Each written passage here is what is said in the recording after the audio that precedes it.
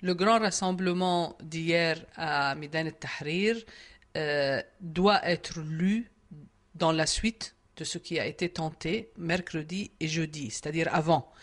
Il a été tenté de terrifier les manifestants, de leur donner l'impression qu'ils devaient partir chez eux parce qu'il y a des voyous qui peuvent les attaquer. Et ils ont été attaqués. Et il y a des morts, il y a des blessés dans Midan Tahrir. La grande victoire, c'est que ces manifestants ne sont pas allés chez eux et que hier, vendredi, il y avait réellement plus d'1 million de personnes dans Midan Tahrir et beaucoup d'autres centaines de milliers dans toutes les autres villes d'Égypte. Donc, la terreur qu'ils ont essayé d'établir n'a pas marché, que le régime a essayé d'établir n'a pas marché. Ça, c'est... Et puis, ça montre la détermination des Égyptiens à voir se réaliser le changement qu'ils souhaitent. Et ça, c'est très important. Ça ne veut pas dire que c'est facile, ça ne veut pas dire que ça va de soi. Il y a des tractations, il y a des difficultés. L'appareil d'État est gigantesque. Le degré de pauvreté et de corruption sont aussi très avancés. Mais la population, et surtout les jeunes, tiennent, malgré tout ce qu'ils ont vécu ces dernières 2 semaines. Et je pense que déjà, ils ont marqué qu'ils avaient acquis la victoire de la persévérance et celle d'imposer qu'il y ait une suite à Moubarak, même si celui-là montre des signes d'entêtement, si on peut dire. Je pense que c'est déjà acquis que Moubarak n'existe plus, même s'il n'est pas démissionné, même s'il ne part pas du pays, il est mis de côté. Hier, il faut remarquer que Omar Suleiman avait parlé à la première personne, ce qui n'est pas du tout dans les traditions de l'establishment et de l'État égyptien. Il a dit je ferai ceci, je ne ferai pas cela, etc. Là, il est en négociation avec d'abord des représentants des jeunes qui sont dans Midan el-Tahrir, avec des représentants des forces politiques, et il se sent obligé d'accepter une période de transition qui est encore très floue. Il a en même temps mis de côté les faucons du parti, l'Ouattani, et les faucons de l'ex-régime. Moi, je parle de l'ex-régime parce qu'on est devant une nouvelle phase où le régime, évidemment, n'est pas tombé, mais le régime va prendre en compte ce qui s'est passé. Ahmed Azz et Adli, qui sont les deux entrepreneurs hommes politiques les plus influents de la période précédente, sont maintenant en phase d'être questionnés sur leurs agissements et sur la fortune gigantesque qu'ils ont pu récolter. Ce n'est pas rien, c'est énorme même. Ça, c'est la branche ultralibérale du régime qu'on remet en cause et c'est des symboles qui sont déjà tombés. Je crois que ça indique qu'il y a un changement, même si moi je ne crois pas que le changement va être radical, c'est-à-dire qu'on va se réveiller demain avec un paysage complètement différent de l'Égypte. Les donnes ne le permettent pas. D'abord, on en a marre, vraiment, que surtout les médias occidentaux et même les politiques occidentaux continuent à agiter l'épouvantail de la menace islamiste. L'islam politique fait partie du paysage de nos pays, des pays de la région. L'islam politique est aussi diversifié que la gauche, par exemple. Il faut comprendre ça une fois pour toutes. Tout le monde n'est pas Ben Laden.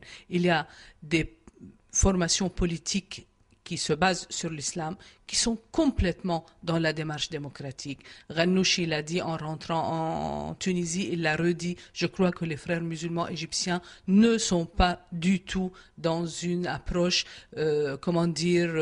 radicale. D'ailleurs, sur le plan économique, ils sont très libéraux. Ça, c'est une critique que je leur adresse, mais ils ont accepté le jeu démocratique. Ils étaient dans l'ancienne Assemblée du peuple, le Parlement égyptien, ils avaient 82 députés. Ils ont annoncé qu'ils ne brigueraient pas la présidence de la République dans les prochaines élections. On ne peut plus maintenir nos sociétés sous contrôle sous prétexte qu'il y a une menace islamiste. L'islam n'est pas une menace, l'islam peut être une richesse, et il est une richesse dans ces pays. Il faut juste comprendre qu'il ne faut pas l'appréhender comme une unité, comment dire, essentialiste. Ça n'existe pas, ce n'est pas réaliste. Israël est assez effrayé de ce qui se passe parce que Israël était très commode avec la situation qui prévalait d'abord dans l'ensemble de la région et surtout en Égypte, où la société était écrasée, les gens bâillonnés ou paupérisés au point de rester muets courant derrière la baguette de pain. Israël aujourd'hui a souhaité que Moubarak reste au pouvoir. Il a essayé d'intervenir pour pousser même les États-Unis à une prise de position en défense de Moubarak. Ça l'a arrangé, mais ça n'existe plus. Et je crois que les relations seront assez difficiles entre le prochain Égypte, l'Égypte de demain, et Israël, et surtout au niveau de cette coopération économique qui a beaucoup humilié les Égyptiens. Ils l'ont vécu comme une vraie profonde humiliation. Les accords de quiz, les accords de gaz, pratiquement donnés sous la pression américaine et pour avoir l'aide américaine. Les États-Unis, d'abord, avec leur diktat, et Israël ont transformé un pays aussi grand, aussi important, aussi fier que l'Égypte en un mendiant. Ça ne peut pas durer. Si les accords de paix sont conditionnés à cette situation d'humiliation et de mendicité, je pense qu'ils seront réellement menacés. D'abord pour l'Égypte, ça a trop duré.